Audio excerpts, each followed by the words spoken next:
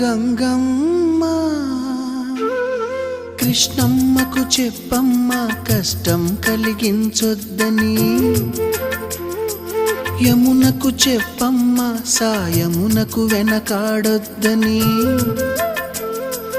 గోదారికి కావేరికి ఏటికి సెలయేటికి కురిసేటి జడివానకి దూకే జలపాతానికి నీతో బుట్టులందరికీ చెప్పమ్మా